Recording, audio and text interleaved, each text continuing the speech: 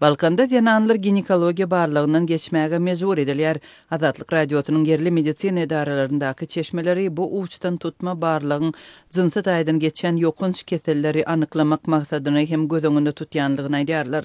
Balkanabat şäherinde ýananlaryň arasynda geçirilýän medisina barlygyna 18 we 45 ýaş aralygyndaky aýal gyzlar çekilýär. Aýallar uçtan tutma, kan we madok barlyglaryndan geçmäge mejbur edýärler. Kan varlığı gönlün vilayetin ispit merkez çöğünalınıyar.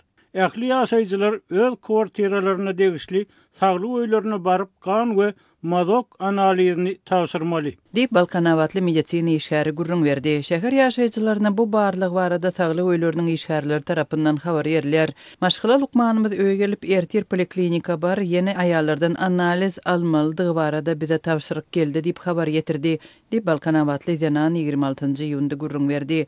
Adatlyk bilen anonimlik şertinde gurrundeş bolan medisina işgäri barlyklaryň geçirilişi barada şeýle düşündürüş berdi. Kany 3 gedek alýar. Birincisi ispit merkezine berýär. İkincisi kanın umumy biyokimiya analizi we üçüncüsü beýleki ýokunçdäl onkolog testler üçin edilýär. Biz oňa hormonal test diýär.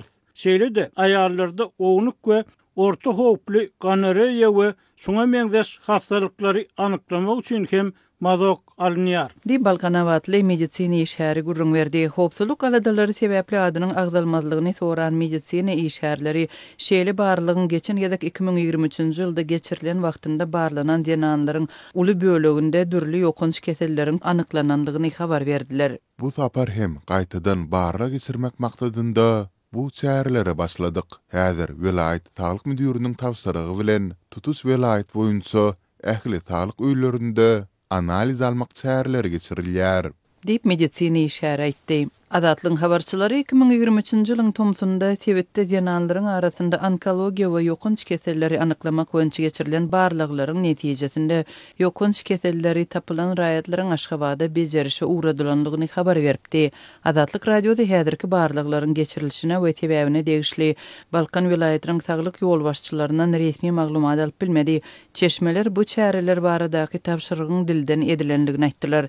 Ýananlaryň arasynda medisina barlygyny geçirmek boýunça işler soňky 2 ýylyň dowamında ýurduň dürli sebäplerinde bir näçe geçirilipdi. Barlyklaryň hem ozalklary hem de häzirki mejburlyk görnüşinde we diňe ýananlarda geçirilýär. Erkek adamlar şeýle barlyklara tedebar edilmeýär. Lukmanlar şeýle barlyklaryň diňe ýananlara gönükdirilmeginiň sebäplerini düşündirmeýärler. Bu aralykda barlygdan geçmedik aýal gyzlar dürli çäklendirmelere tedebar bolýarlar. Su tomut dinjalys we tagıldys merkezlerine, tomutga açyk we ýapyk binalardaky suw howuzlaryna, spahanalara, ýananlarda 2025-nji ýylyň iýun aýyndan soňky barlyk netijelere bolan kepilnama bolmazydan ýokarda bellänen dins alys ýerlerine göw bermezlik hakda tapşyryk berildi. Bu kepilnamalar bolan ýagdaýynda da ýene deri keselleri Lukmanyň kepilnamasy hem hukman bolmaly. Di Balkanawatly ýene bir çeşme aýdýar. Türkmenistanda aýal gyzlary jinsy barlygyna mejbur etmek tejribesi giňden ulanylýar. Käbir ýagdaýlarda ýananlarda medisina barlygynyň onkologiýa keselini anyklamak üçin geçirilýändigi aýdylýan bolsa, beýleklerde jinsy taýdan geçýän ýokunç keselleri anyklamak üçin aýdylýar. Şeýle-de ýurtda mektep okuwçylary gyzlyk barlygyndan geçirilýär. Aýal gyzlaryň şahsy durmuşyna gatyşmak boýunça bu mejburlygy ulanýan türkmen häkimetleri kemsedici kararlaryny köplenç dilden durmuşa geçirýär. Resmi karar aýal gyzlara görkezilmeýär. Şol Türkmenistanda nikah baglaşmak isleýän raýatlardan lukmançylyk barlygyndan geçmek hem talap edilip başlandy. Azatlygyň döwlet edaralaryndaky çeşmeleri durmuş gurmak isleýän raýatlardan saglyk kepilnamalarynyň talap edilmeginiň sebäbini jinsy ýollar bilen geçýän keselleriň köpölüp başlamagy bilen düşündiripdi.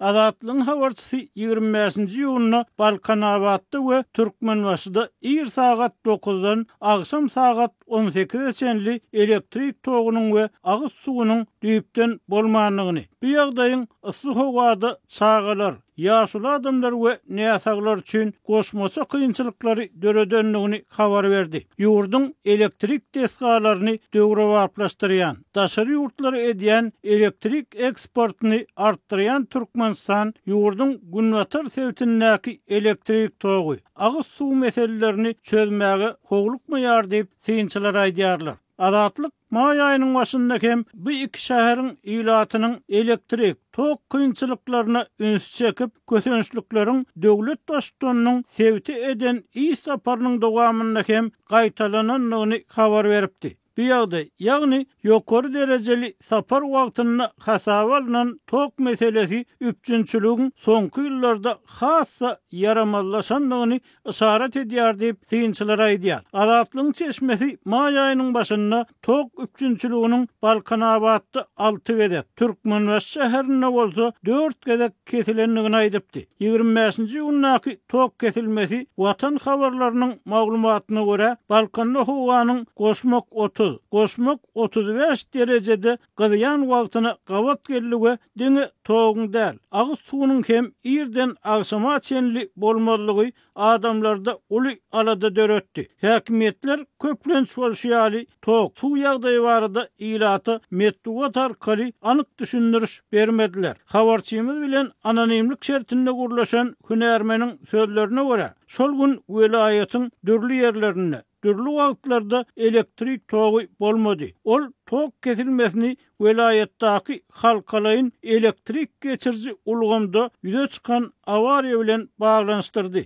Ýöne jikmejiklikleri aýtmaktan saklandy. Berekede etrafında kesilen elektrik togy dikildilip gün ortan saat 12-de gaýtadan berilip başlandy. Gyzylarbat etrafında tok ir saat 9-dan saat 10-a çelin aralykda bir saat çemeti bolmady.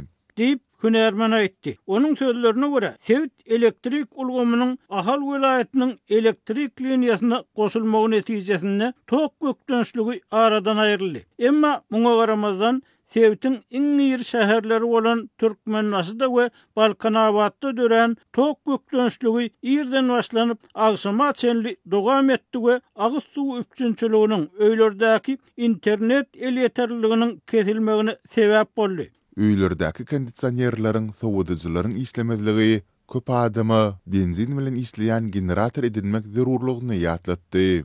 Ol hili generatorlar şäher ýerlerinde sanyja adamda bar. Eli ýoky hojuluklar bu hili isredi diňe arzu edip bilýär. Dip adatlyň söhbetde şaýtdy. Onuň sözlerine görä, ıssy howadaky tok kesilmesi ady önümleriniň saklanşyna hem täsir ýetirdi. Bazarlardaky hususy dukan eýleriniň sowadjylarynyň buğullarynyň erap et süýdönümleriniň zaýlananyny görse bolýar. Adatlyk ýurdun günwatar sewtindäki agyz suw meseleleri barada mundan öňem habar beripdi. Agyz suwy Balkanda doga bitdi kesel ýaly raýatlaryň ýan ýoldaşy ýaly hemişe bile bolýar. Bir hepde kadaly suw bolan wagty ýok, ýa suw geçirji turbalar ýarylýar ýa-da tok kesilýär, garaz bahana tapylýar. Dip yerli ýaşaýjy hökümetiň bu meseleleri çözmek üçin serişde göýbermeligini belledi. Döwlet ýetirligini metduat, hökümet resmileri Türkmenistanyň elektrik desgalaryny döwrewaplaşdyryp goňşy ýurtlary şol sanyny 90 milyondan gowrak ilatly Eýrana hem elektrik satýanlygyny tekrarlaýarlar. Emma ýurt ilatynyň ýüzüňiz bolýan tok, suw meseleleriniň meseledigini hem boyun almaýarlar. Yurt ygtybarly maglumat almak, garaşsy jurnalistleriň öwlerini geçirmek üçin doly ýapyk bolan soň adatlyň jurnalistleri sewtlerde şol sanyny paýtaht Aşgabatda ýüze çykýan tok, agyz suw meseleleri barada resmi düşündiriş alyp bilmeýärler.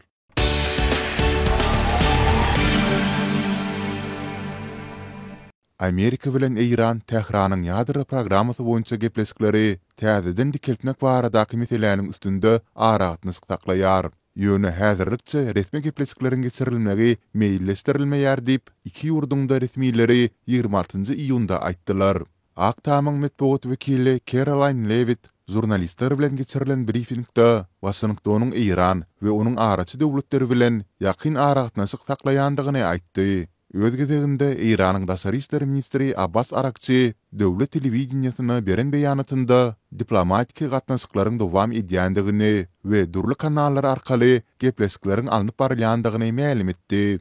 Arakçy häzirki wagtda täze gepleşiklere başlamak barada hiç gili ılalasyk ýa-da resmi gepleşik meýilleşdirilmedi, diýdi. İran häzirki wagtda milli wähitlerimize laýyk gelýän ýagdaýy öwrenýär diýip Arakçy aýtdy we Tehranyň gepleşiklere dolanmagy baradaky saklamalaryň çynnyky kabul edilmeli däldigini hem sözüne guşdy. Prezident Donald Trump 25 iyunda Gaga'da geçirilen NATO sammitinde eden çıkışında Washington'un İran bilen gelecek hepde gepleşikleri geçirmegi meýilleşdirýändigini aýdypdy. 15 iyunda Amanyň paýtagty Maskatda geçirilmegi göz öňünde tutulan Amerika-İran gepleşikleriniň 6-njy tapgyry Israýlyň 13 iyunda İrana garşy başlan harby hüjümünden soň ýatyryldy. Arakçy döwlet telewizionyasına beren beýanatynda geçen din günleri Amerikanyň İranyň ýadro detgalaryna eden hüjümleriniň ulum ölçbörde ziýan ýitirendigini hem tasdiklady. Seýledi Arakçynyň bu beýanaty İranyň Konstitusiýa gözükçülük keňesi bolan Gorukçular Keňesiniň 26 iyunda parlament tarapyndan kabul edilen atom energiýasy boýunça halkara agentlik bilen hyzmatdaşlygy toktatmak baradaky kanuny tasdiklamagynyň ýanyndan edildi. 25 iyunda parlament tarapyndan 221-0 tet bilen kabul edilen bu kanun indi ýokary döwlet howpsuzlyk keňesi tarapyndan utornukly tasdiklanmaly.